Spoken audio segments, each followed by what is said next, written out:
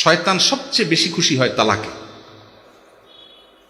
তালাক এটা যদি আপনি একবার মুখে দিয়ে ফেলেন, এরপরে যদি দুনিয়ার সমস্ত আলেমদের কাছে ঘুরে বেড়ান, তালাক হয়ে যাওয়ার মতো যদি একবার বলে ফেলেন, এরপরে বলেন হুজুর আমি সরি, তালাকটা এটা হয় না, এটাকে বাতিল ঘোষণা দেন, দুনিয়ার সমস্ত হুজুর মিলেও বাতিল ঘোষণা দিতে পারবে?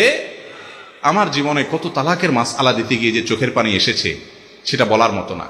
অনেক দেখেছি যুবক, কি সুন্দর যুবক, জুমার পরে দাঁড়িয়ে আছে হুজুর মাসআলার জন্য, অনেক কষ্টে আসছে সাক্ষাৎ করতে। বিস্তারিত শোনার পরে বললাম ভাই, তালাক তো যেই পরিমাণ দিছেন সারা জীবনে, তাতে সম্পর্ক বহুত আগেই শেষ, আর ঘর করতে পারবেন না। তখন চোখ দিয়ে পানি ছেড়ে দেয় যুবক, ছল ছল করে, হুজুর কোনো উপায় নাই? না ভাই কোনো উপায় নেই। হুজুর আমি তো লজ্জিত, তওবা করছি। ভাই তওবা করে লাভ নেই, আপনি একটা ছুরি নিয়ে আমার বুকে মেরে দিলেন, আমার প্রাণ বের হয়ে গেল। এরপরে আপনি যদি জিহ্বা কামড় দিয়ে বলেন ও সরি আমার তো ভুল হয়ে গেছে, আমি কি জীবিত হব? তালাকটা এরকম। করজোড় করে বলি আপনাদেরকে, আল্লাহর ওয়াস্তে স্বামী স্ত্রীর ঝগড়া হোক, গন্ডগোল হোক, পারলে দুইটা ধাক্কা দেন, অন্য আর দু চারটা কিছু করেন, সীমা লঙ্ঘন করেন না, জুলুম করেন না। মানে রাগের মুহূর্তে একটা ধাক্কা দেন, অন্য একটা বকা দেন, বৈধ বকা দেন। খবরদার তালাকের কথা বলিয়েন না ভাই। এটা যদি আপনি বলে ফেলেন, ঠেকানোর কোনো ক্ষমতা নেই, হয়ে যাবে। এটা রাগের মাথায় মানুষ তালাক দেয়, ঠিক আছে, কিন্তু এইভাবে না। আপনি যদি দেখেন যে আপনার এই মহিলার সাথে ঘর করা যাচ্ছে না, আপনার স্বামীর সাথে চলছে না, কোনোভাবে বনিবনা হচ্ছে না, আপনার তখন সিদ্ধান্ত কি জানেন? ইসলাম তালাককে কত সুন্দর সিস্টেমের মধ্যে আনছে। আল্লাহ বলেছেন তোমার বনিবনা হচ্ছে না, নাম্বার 1, স্টেপ নাম্বার 1, প্রথম কাজ কি?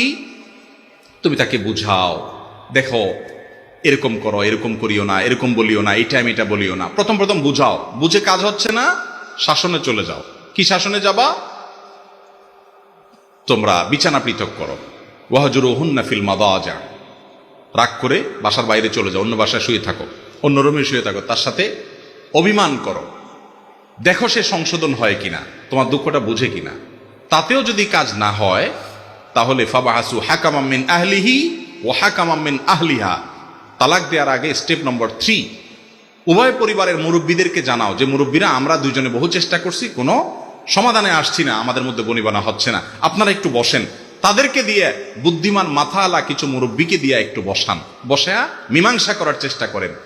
তাতে যদি হয় আলহামদুলিল্লাহ, তাতেও যদি না হয় স্টেপ নাম্বার 4 নম্বরের স্টেপে গিয়ে যদি মনে হয় না তালাক ছাড়ার উপায় নাই, এভাবে থাকতে গেলে অশান্তি বাড়তে বাড়তে খুনাখুনি হতে পারে, বিপদ হতে পারে, তাহলে এবার একজন দক্ষ আলেমের কাছে যান, একজন দক্ষ মুফতির কাছে যান, দারুল ইফতায় যান, একজন ভালো বিশেষজ্ঞর কাছে যান, যে বলেন ভাই এই হলো অবস্থা, আমি এখন তালাক ছাড়ার বিকল্প নাই, সিদ্ধান্ত নিয়েছি তালাক নিতে হবে, মুরব্বীরাও বলছেন ঠিক আছে আলাদা হওয়া ভালো, কিভাবে দেব আপনি বলেন।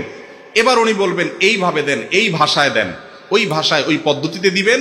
এরপরে ছুটাছুটি ছাড়াছাড়ি হয়ে গেল, 2 বছর 5 বছর 10 বছর পরেও আবার কখনো আপনার ভিতরে অনুশোচনা হয়েছে, না রে লোকটা ভালো ছিল, হয়তো 2-4টা জিনিস খারাপ ছিল, আমরা একসাথে থাকতে পারলে ভালো হইতো, এর চেয়ে ভালো তো আর পেলাম না, বরং ফিরে গেলে ভালো হইতো। আবার যদি ফিরে আসতে চান, সে ফিরে আসার রাস্তা থাকবে। কথা কি বুঝতে পারছি? আর নিজের মন মতো যদি দেন, এমন ভাবে তালাক দিবেন, এরপরে কিছু কিছু এলাকা আছে তালাকের পরে হুজুর ধরে নিয়ে আসে, হুজুর তওবা পড়ায় দেন।